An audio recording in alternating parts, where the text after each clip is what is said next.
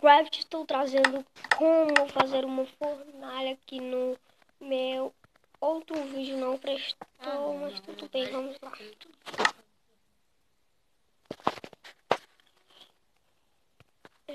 Fornalha automática. Precisa disso, de que mais? Funil. Sim, vamos logo. Agora bota isto. Bota aí um funil em cima. Dá outro pulinho. Bota a fornalha em cima. Do lado dela bota aí um funil que vai conectar, como vocês podem ver aqui, né? Dá outro pulinho. E vocês botem o baú aqui.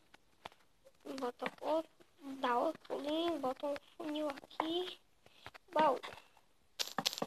Aí aqui, né? E agora vocês vão pegar bife cru e carvão. Aí vocês botem o carvão aqui do lado, né? Aqui, né? Bota o carvão aqui. E aqui. Isso. E já vai começar a assar. Assim quando terminar de assar, vai cair lá dentro desse pauzinho aqui, ó. Deixa eu terminar só pra vocês verem. Galera, é este o vídeo, né? Se vocês tiverem gostado, deixe seu like aí, né? Por favor, galera. E se inscreva no canal, deixe seus comentários.